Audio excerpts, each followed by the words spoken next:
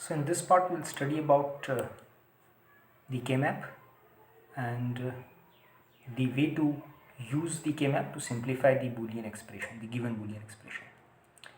Now the given Boolean expression can be represented in various forms. So we very well know that how to represent the given Boolean expression with the help of a truth table. Okay. Then there are other forms as well. So first we will study these forms and then later on we will see that how to use this various Boolean expressions to represent on the K-map and then how to use that K-map technique to simplify the given Boolean expression in the minimum form. So the truth table. So truth table is we very well know it, that what is a truth table. So truth table is nothing but it is a sort of a table which have two parts. So left hand side we write the inputs and on the right hand side we write the output. So on the input side what we do is we write all the possible combinations of the various variables. Okay, so if there are two variables, so there will be four combinations. So we'll write all the possible combinations. If there are three variables, then to the power 3, so 8 possible combinations. So 8 rows will be there. And similarly on the output side, what we do is we represent the presence or absence of the particular term or the particular row by putting 1 or 0. If the term is present in the output, then it is marked as 1 in the output side. If it is like not present, if it is absent, then we put a 0 on the output side. So that is what the truth table is. So that complete thing can be used to represent the Boolean expression as well. Now the other forms are SOP form and the POS form. So SOP form is like sum of product form and POS form is the product of sum form. So SOP form is the form in which there are many product terms. Okay, each term is a product term and then those product terms are summed or added up together. So that form is called the sum of product form. Whereas the product of sum form is the opposite form. So in the product of sum form what we do is we represent the Boolean expression in each of the term is a sum term and then those terms are multiplied together. Okay, so that is called the POS form or the product of sum form.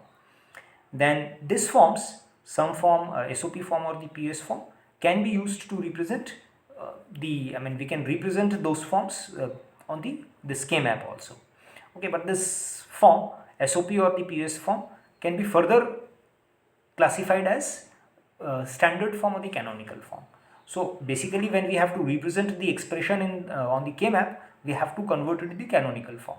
Although if it is like given in the standard form also, we try to make it in the canonical form. Then there are simple techniques to how to make it in the canonical form, how to write this expression in the canonical form.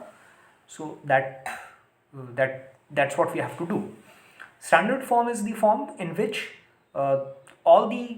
each term does not have all the variables present in it. So such a form is called the standard form. So suppose there are 3 variables. So each term will not have all the 3 variables in it. So maybe 2 variables, and the variables will be in the non-complemented form and the complemented form. Okay, they can be any form, complemented form or the or non-complemented form. Whereas the canonical form is the form in which each term will have all the variables present in it. Okay, so it is like if there are 3 variables, if the expression contains 3 variables, then each term will have at least 3 variables, either in the complemented form or the non-complemented form. Okay, but it should have all the 3 variables. So such a form is called the canonical form.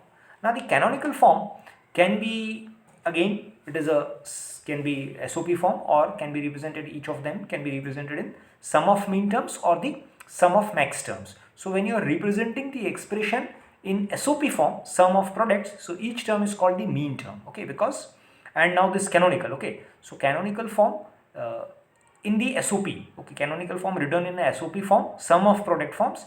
So in such a case, each term will be a mean term. So what is a mean term? We'll study it, we'll see it in the next slide. In the other case, when the canonical form is represented in the POS form, product of sum form, then each term is called the max term. Mean term and max terms are complement of each other. Okay, so whenever you have to get the mean term from max term, we use basically the De Morgan's theorem. So let's see what are the mean terms and max terms for three variable function, and then we will see how to get the max term from the mean term or the mean term from the max term, vice versa. So let's see. So there are three variables x, y and z. So on this left hand side I have represented all the possible combinations of these three variables. So you can see starting from the 0 0 0 up to 1 1 1, it can take any possible combination. So it can take any combinations from this all the possible combinations. Now this particular combination, let's say starting from the 0 0 0, we can represent it as the, see, this is like x. Okay, this x is not present, y is also not present, z is not present. So if in the output I write that this particular term, okay, in the output it is present, but this 0 0 0 term is present if some expression is there, and in that this particular term 0 0 0, okay, is present, or 0 is available, the decimal equivalent of this. So we represent that particular thing with the help of this expression. So the representation of this xyz or xyz, this particular row, in mean term form you can represent it as x bar dot y bar dot z bar.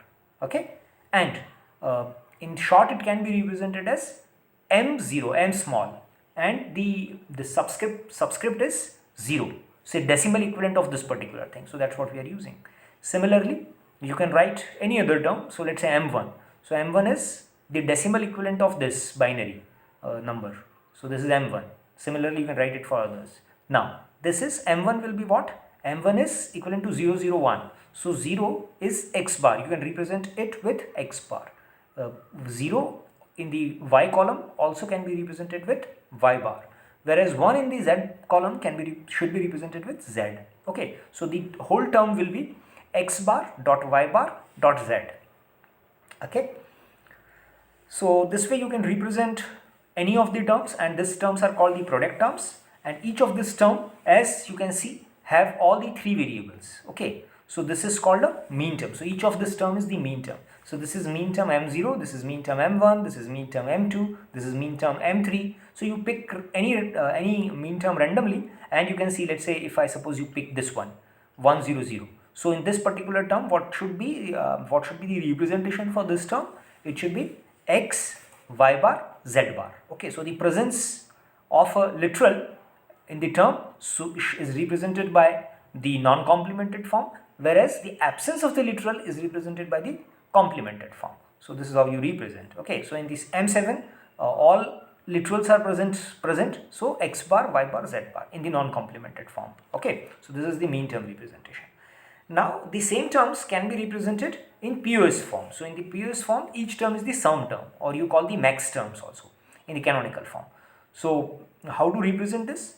The max term, to get the max term corresponding to a certain mean term, what we do? We use the De Morgan's. So just you use the De Morgan, not the dual. Okay, don't get confused with the dual and the De Morgan's. So they are completely two different things. Okay, I have explained that everything in the last part of this lecture.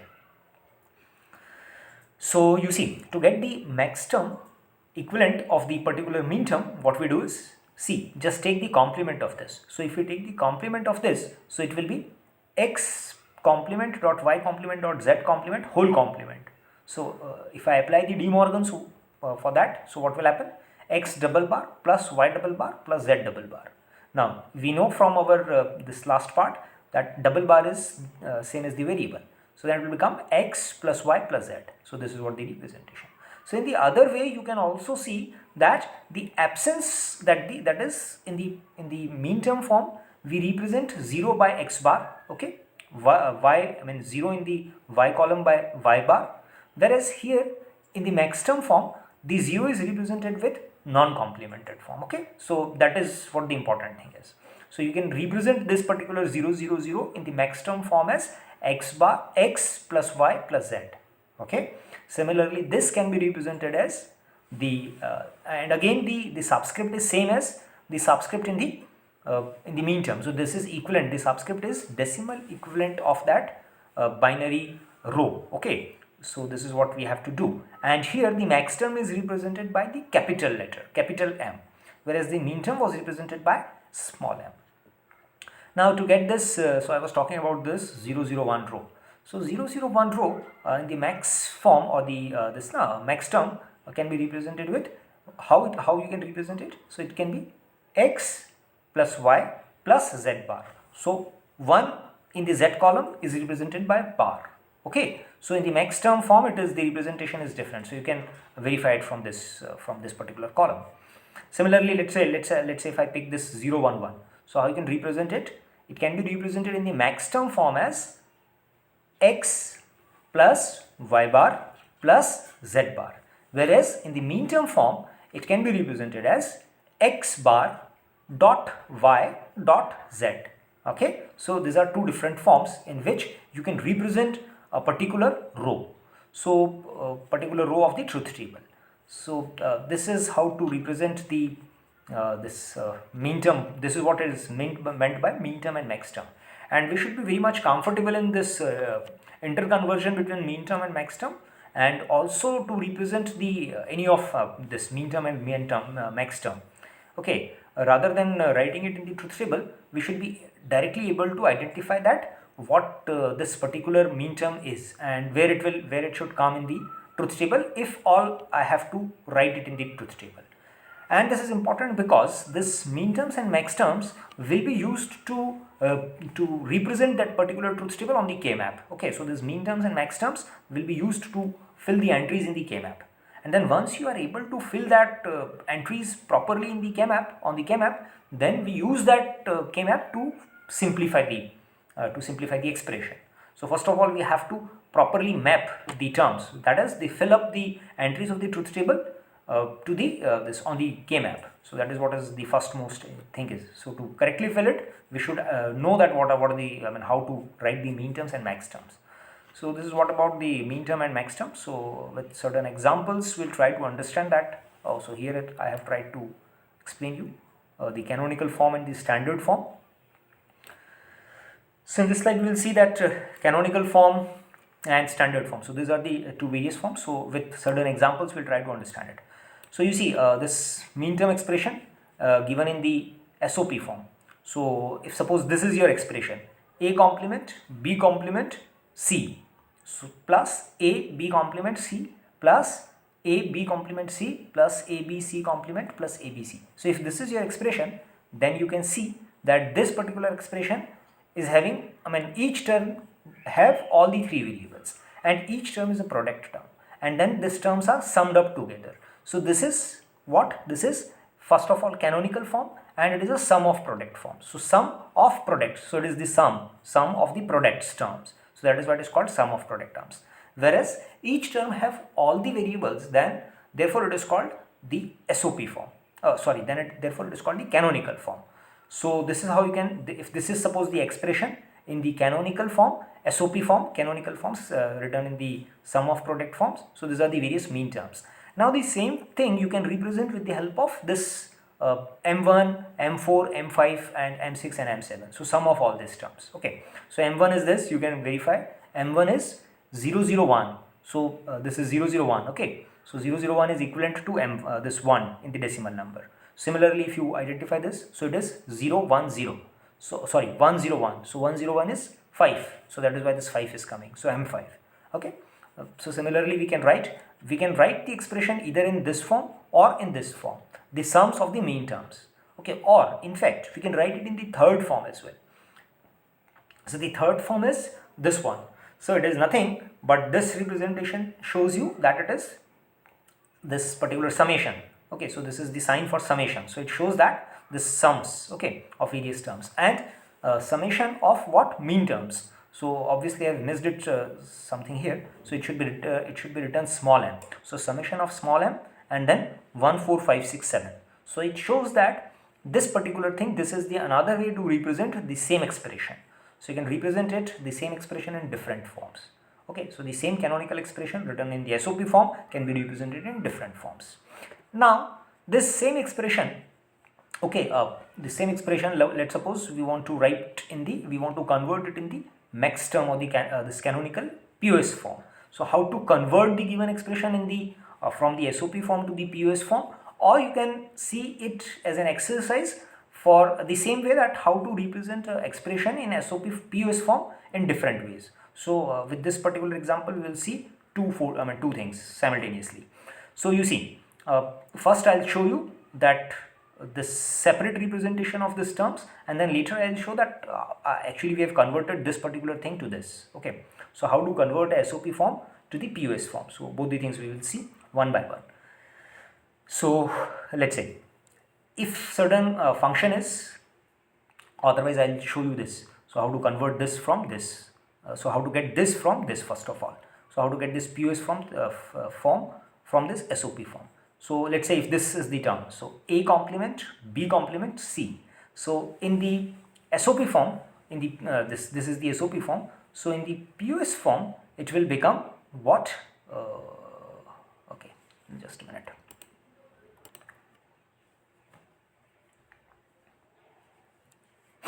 So you see, so in the last slide we saw that okay. So you see, we have to convert this given SOP expression to the POS expression. So what we do is, let's say if your SOP representation is sum of certain terms, so the corresponding POS will be like the terms which are absent in this particular expression. Okay, so those terms will come in the POS expression. So that is what the first point is. And why it is so? It is because you see, in the SOP terms, the presence of the mean terms are represented by 1 in the on the output side, but those terms which are not present in as the mean terms, so there you will mark 0. So those terms will be actually zeros. So the max terms, the presence of the max terms is denoted by 0 on the output side, okay. So the presence of the mean term is denoted by 1, okay. So you mark 1 when the mean term, that particular mean term is present. But that particular, if a particular max term is present or not, so the presence is marked by 0. So 0 in a particular row shows that max term is present. Okay. So you see, if you have to convert a given SOP expression to POS expression, then what we do is we see that which terms are absent in this particular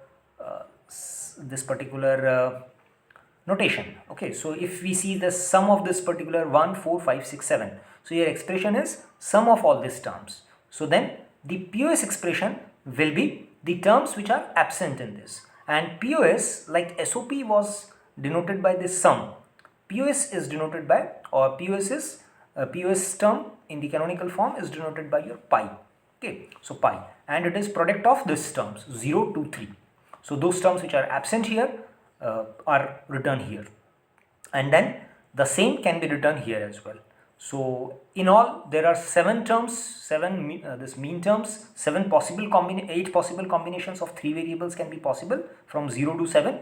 So here in this term, as we have already taken 5 these terms, so 3 terms should come here. So 3 terms, that is why the 3 terms are coming. Okay, now here you can see that the terms which were absent, so M0 can be represented as what? A plus B plus C. Then M2 is your 0, 1, 0. So 0, 1, 0. So 0 in the max term form is variable, and 1 is the complement of the variable. So that is why it is A plus B bar plus C. Okay, and same is the third thing, this third M3. So this M3 term. So M3 is your, it is 0, 1, 1. So 0 is your A, then 1 is B bar plus 1 is for your C bar. Okay. So now again I have told you that this can be represented either in this form or in this form or in this form. So we have seen 2 things simultaneously, that how to represent a function in the POS form.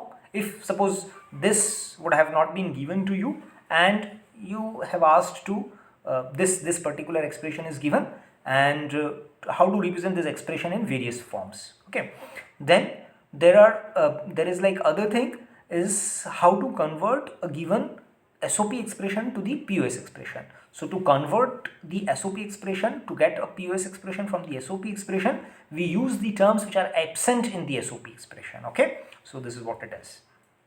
Okay, now standard form. So this was all about the canonical forms in the SOP form and the POS form.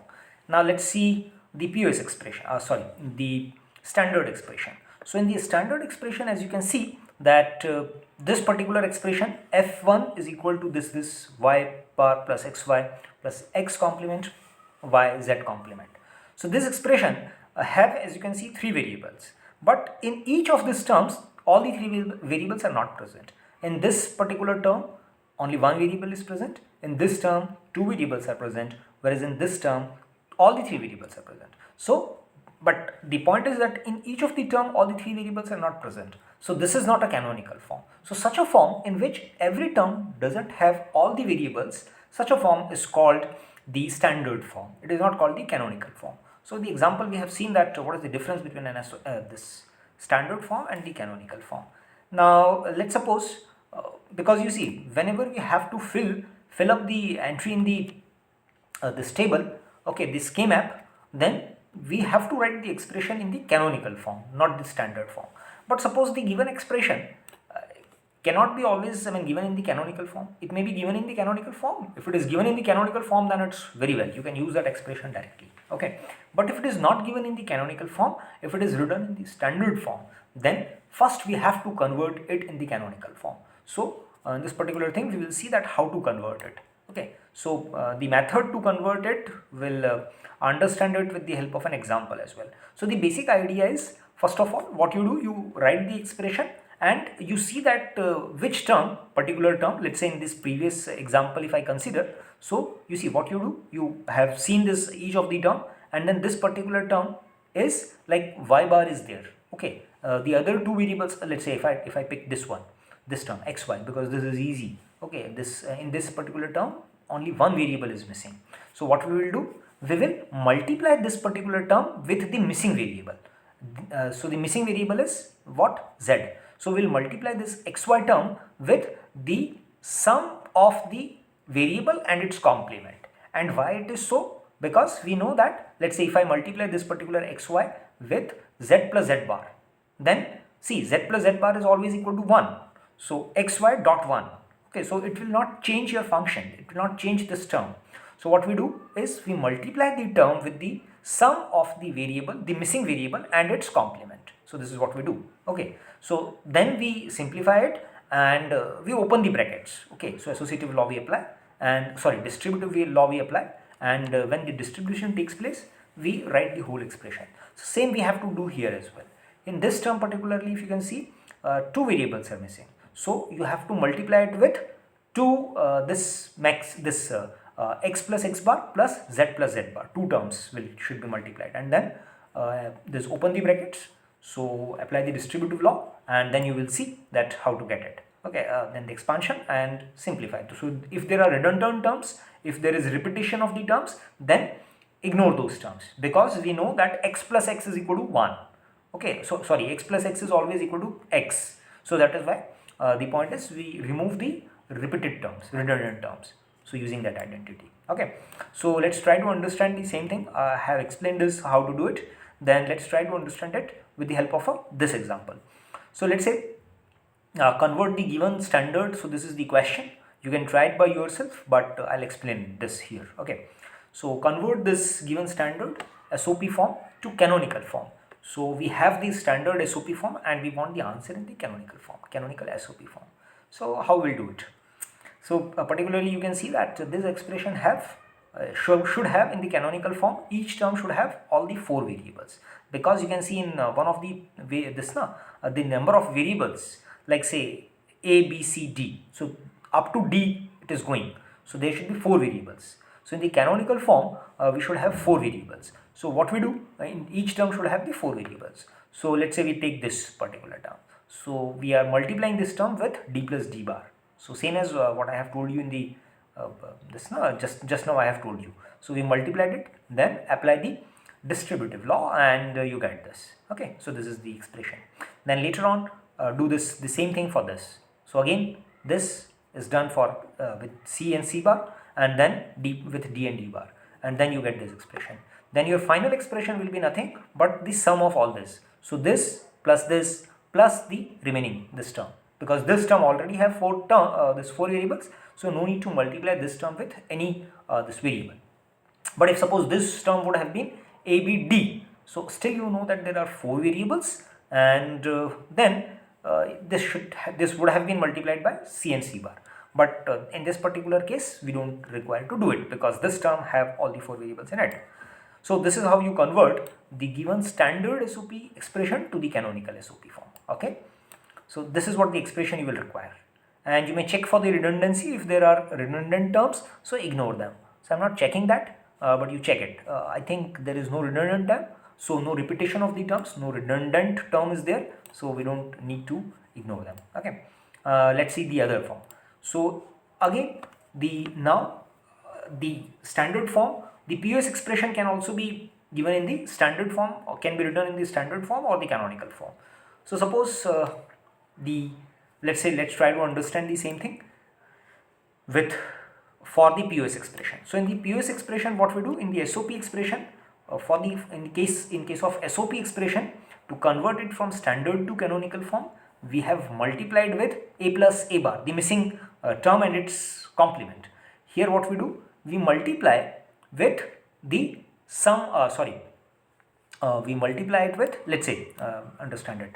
So we multiply it with, if any of the variable is missing, so in any sum term, expand that term by adding the products, okay, of each of the missing variable and its complement. So we'll do this here. So let's try to understand that this with the help of an example.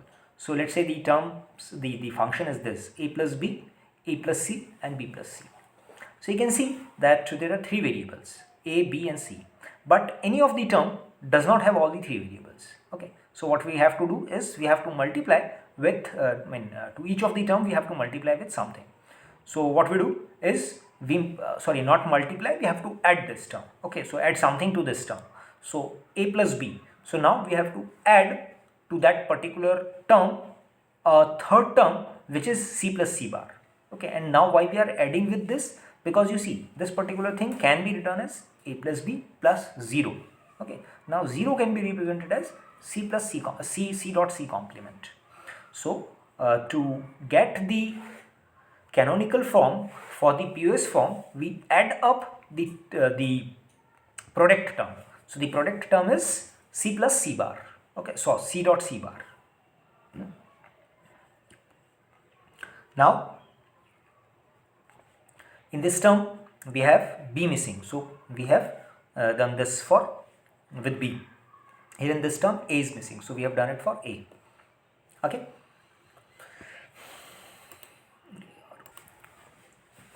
So you see, after writing the terms in this form, again we use the distributive law as we have seen in our last part. So you see, the CC bar can be written in the separate form as well. Some of you may find it difficult to understand it, but if you revise your previous part and the course of your previous semesters, so by using a certain identity we can do this. So this particular expression is written in this form. Okay, so just verify it from your book as well, and if you don't understand it, try to revise the previous lecture or see the identities, or you can do it from the book as well. Okay, so but you can get it. So you see, now after writing this, you can see that this is the final answer, because in this particular expression, if you see this, there are some redundant terms. So this term is same as this term, so we have to ignore this term, so drop this term. Okay, so drop one of the term, because A dot A or X dot X is equal to X itself. Okay, so that is why it is dropped. So this is what the expression is. So with this I stop today's lecture because I have to attend a presentation. So after completing this, later on in the next part, I'll start with the K-map. So I thought to complete this K-map in this particular part itself, but as the time is, I'm running short of the time, so I'll continue this in the another part. Thank you for listening.